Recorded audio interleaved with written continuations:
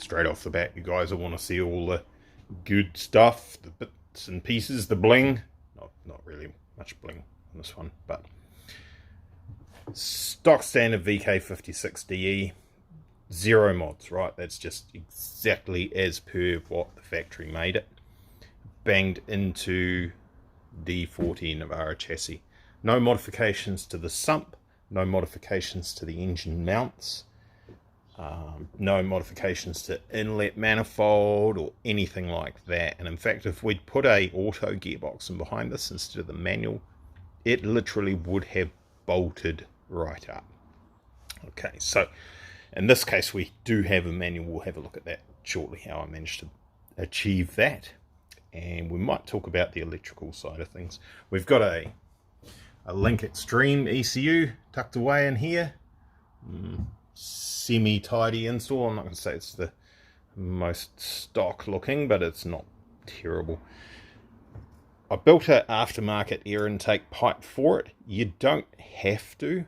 With a VK56DE into a D40 Navara, you can buy a factory intake tube and a factory air filter box arrangement, and it will literally look like Nissan put it in there. The reason for that is Nissan did put it in there. They put it in this chassis in R51 Pathfinder format in America. So they did it for, the internet will tell me I'm wrong, 2 years. I'm not going to tell you what years it was. They were, because I'll get it wrong, but 1 or 2 years of production anyway. They actually had that motor in this chassis, which is why that motor bolts up into this chassis. And just for some more techo information, the Nissan Titan that engine is a production motor in for whatever years it is, Titan runs that same chassis, different body, same chassis, different suspension arms and diff and everything to get the width, and they put a different body on the top of it, but it is the same actual chassis, base chassis, with some slight tweaks. Obviously the left-hand drive and all that sort of carry on. But so there you go. That's why that will fit in one of these very, very easily. Easily. It's all just, yeah, bolts right up. Kind of sort of does.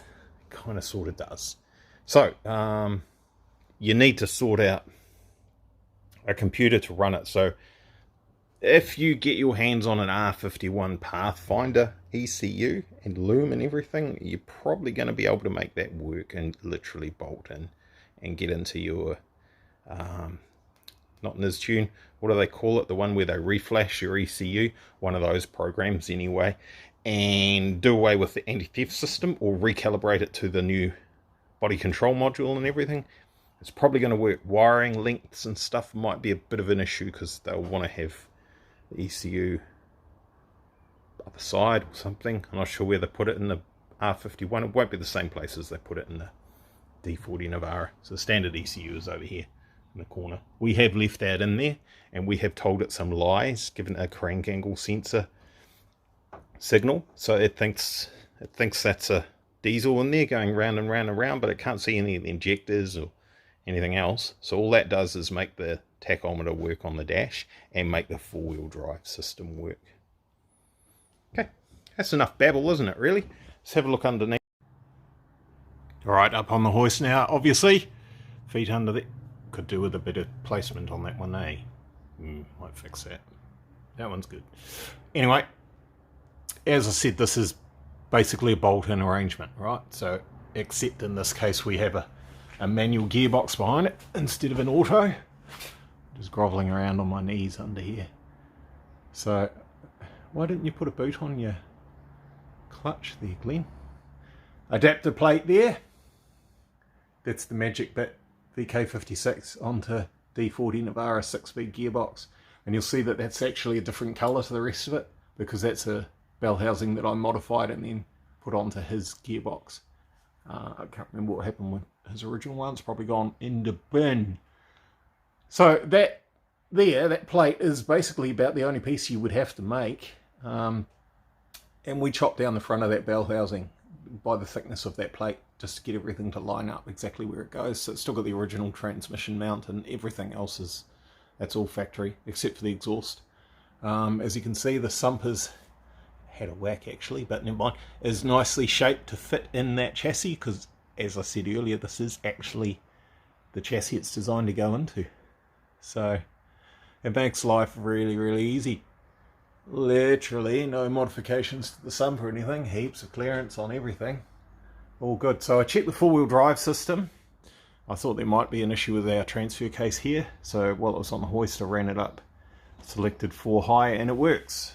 4 high, 4 low, all those things are all working with no problems. So I don't know, I'll just chat with the customer and say, well, I tested on the hoist and it's working. So there you go. That's that out. Draining, lunchtime, go sort that out. There's a couple of things to deal with the clutch that I'm not happy with. We'll get in there and sort that. I was going to put a bigger slave cylinder on it to change the ratio between the pedal and the clutch movement, but one second, a bit dark and gloomy in here, but for some reason I decided to put a motorsport clutch pressure plate in there because it's heavier duty, but of course that's what's causing the heavier pedal. We do have some wear on the fingers here from the thrust bearing, release bearing, pressing against that too frequently. So I think what I'll do is swap them back to a standard pressure plate and get on with that. That'll sort. There we go. The big box split apart. Funny. That's actually where that piece came from, but never mind. We digress. Big gears inside there, eh? Like that. I've got big fingers. They're decent sized gears. These things just, they wear out, like high mileage, get tired and noisy, but they never break. Not that I know of anyway. So I'll repeat that process, get that bit off that one, don't mind the mess, and start swapping things over. Solution for the clutch thing, I just bought him a new clutch. That'll fix it. Problem solved. This is a heavy duty motorsport plate. Put that in to take the torque of the motor, but he's not happy with the pedal feel on it. The pedal's too heavy. You can't really do much about that. This one here should hold the torque anyway. I did that just to be on the cautious side, so he'll be alright with that, and then I'll have that to put together with, I don't know where it is. I've got another friction disc. Oh, I think I can see it. A perfectly good 5-puck friction disc. Absolutely nothing wrong with that one. It's mint, still got the sticker on it, barely any use at all. So I can put that together with that pressure plate, and someone can buy those. As long as we don't have people grizzling like we did with this other one that's tucked away under here. People, oh, I don't want to buy that, it's been slipped. Whatever. Right, I'll carry on. We're running out of day very, very quickly. Bell housing mocked up, I guess you're going to say. Temporarily remounted with a, what are we going to call that? A dummy shaft. So that spigot's inside the spigot on the end of the gearbox to ensure that it's absolutely dead center and can't move, can't wriggle around, and it's been machined to fit inside the pilot bush and the end of the crankshaft to ensure that we've got our gearbox lined up 100% on the end of the engine with minimal error. There'll be a tiny little bit obviously, but it's close enough. We're not going to have any problems. Pick the bolt that lined up the best with the holes in the adapters, the adapter plate. They don't all line up 100% perfect. This was handmade. You're not going to see inside there, but there's a good chance that that bolt hole is slightly off center to the hole, and Nissan gave us oodles of slop in those holes, so it's very hard to make sure that you have got that gearbox exactly lined up. So what I've done is I've pulled this one out. That was the one that was best lined up. Got the shadow there, you can't see it. Machined up a bush on the lathe here. So it's like 12.7 OD. So machined this down to about 12.1, drilled the hole out to 12. You can see that here. So some of these relatively tight fit, not so much tight fit. So taken care of that. At this point I've got one sorted out. There's another one over here. See, that's a smaller one. That's actually for a dowel, but we can't use the dowel in this situation with what we're doing. There's a bolt for the adapter in that position. So I'll sort out another one tomorrow. As you can see, she's a bit dark, so it's time to finish for today. I'll sort out another one on the opposing side there somewhere to make sure that up and down and left and right is taken care of and we're on center and we won't have any more problems. Because otherwise, I can show you exactly what goes on here. When you're in 5th gear, it's 1-to-1. See that movement on that shaft there? That there like that? That's 5th gear synchro there. So what happens is when you don't have this lined up perfectly, it literally walks that synchro off and bumps it out of gear. Won't do it under load, it'll be under deceleration going down a hill or something like that, and it'll just go out of gear, which is frustrating, a little bit dangerous probably if you're relying on the engine braking, towing downhill or something like that, but not a big deal. So I'm going to fix that so it won't do it. These are notorious for doing it, these gearboxes. This one's probably going to have more slop, right, because it's a tired, oh, look at that, heaps more slop because it's an older, tired gearbox. Even factory unmodified boxes, these ones, guys take them out, change a clutch, lose the dowel, put them back together, and they jump out of 5th gear. They're super critical to getting them exactly right. My unit's outside there. When I put that together originally, in the first iteration with the first gearbox and clutch and engine and everything, was fine. Didn't have any problems like that. The center of the clutch wore out because I didn't have the gearbox aligned 100%. So it flogged. Well, it could have been the clutch wasn't strong enough. Let's say that. Took it all apart, changed that, machined the end of the bell housing to make sure it was true, put it all back together, and then did jump out of gear on the decel, only on certain circumstances, but not all the time. So knew that had to be taken care of. Took it all apart, put the new engine in, didn't do anything with that, just put it all back together, and now it doesn't jump out of 5th gear. So dowels, you need to put dowels in, and they need to be in the exact right spot. Nearly forgot to keep you in the loop. New thrust bearing in there, everything's readjusted, checked, double checked, triple checked, whatever. So measured up the distance from here to the thrust bearing and where the splines are sitting and all that sort of carry on, compared it to, sorry if the lighting's a bit rubbish, compared it to everything up in here with the new clutch in there and made sure that was all good. Have put and it's come back down again, it's not a dowel, but a tight hole for the bolt there and a tight hole for the bolt there.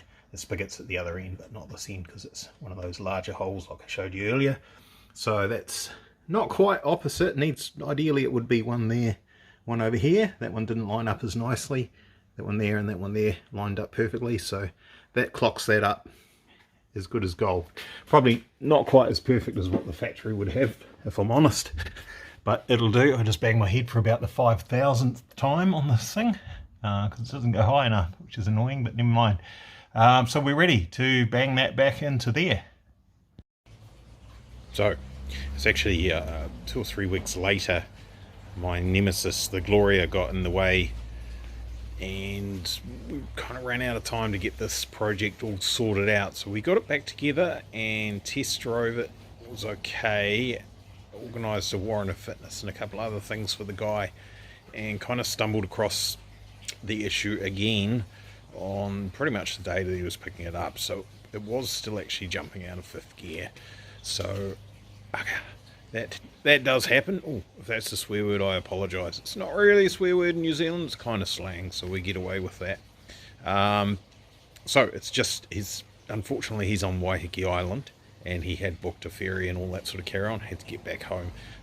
Bit of a nuisance, but he does get it that, hey, it's a modified vehicle and things don't always go 100% according to plan.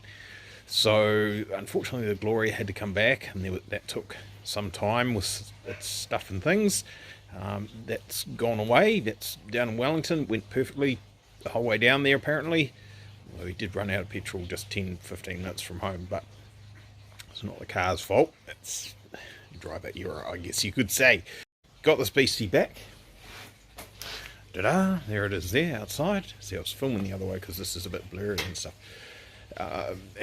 Didn't quite put it up on the hoist. As you see, the march is still there and I was being lazy. So I put it up on jack stands. Had a little tinker around with things. Fortunately, I could replicate the problem on jack stands, so I could rev it up quite high to 170, 180 k's an hour in fifth gear on the jack stands, back off quickly off the throttle, and it will jump out of gear. And it's like, great, that's good. So that means I can test it on the stands and see if I've at least improved it. Had a wee fiddle around with things, just adjusting where the gearbox was actually sitting, the bell housing. Removed one of my bolts, left the bush where the bushes were, left the bolt out to give me a little bit more adjustment. Not jumping out of fifth gear anymore. So tighten it all up, taking it down the road. She's good as gold. So I do need to have another look at that bush. The other one was okay. One was not right.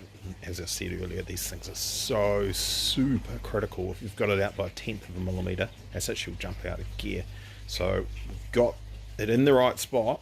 We do have one locating bush, not a dowel. Like I say, dowels are a bit tricky. Might look at that. Might be able to do something where it is there. I'll show. I'll give you a look around that thing in a second. But anyway, it's good now. We could leave it. He'd be fine until he needs a clutch at some point in time. And then whoever takes it apart is going to find that they won't be able to get back in exactly the right spot without fiddling around, which is not how you want things to be. So I will either dowel it or make another bush so we know it's right. I don't remember if I showed you around this at the start of the video. This is, like I say, this is 2 or 3 weeks later. Poor thing lives on Waiheke Island, does get parked outside, suffers a lot of salt spray and everything, again with the aluminium oxidizing and stuff. So I might, he hasn't asked me to, but I might whip this off, get it powder coated for him so it looks a little bit more factory and it'll last a lot longer. It'll tidy it up. I think I'll also give it all a bit of a steam clean, bit of a pressure wash for him. Does have a leaky, we're not going to see it from here, leaky cam cover right there. What is that? That is number 7. Number 7 coil pack there is leaking around that general area. Not sure what it is exactly. Can we even... hang on, if I get in here you can see it's quite dark and shiny there. Could be the spark plug tube seal perhaps. If I pull that coil out, it's possibly full of oil. So I'll fix that for him. Other than that, it has been going pretty well. We had a lot of dramas initially with the thing setting up the trigger. Went about things a little bit differently. It has got different panels on the front to what it had originally. He did have a wee accident with it. Too much power it seems. But other than that, it's going good. So I'll tidy. He needs a different bolt there, right? There should be a black one, not a rusty one, and not a silver one. So I'll give it a bit of the tidy up for him and give him a call. Might be Monday, Tuesday. He might be able to get his truck back and he'll be stoked. Right, so don't forget to like, share, subscribe, hit the notification bell so you know when my new videos are up. And we're going to do some cool things with, I keep skiting about it, we're going to do some cool things with the March soon, I promise. It's going to be epic. So keep an eye out for that. Alright, cheers boy!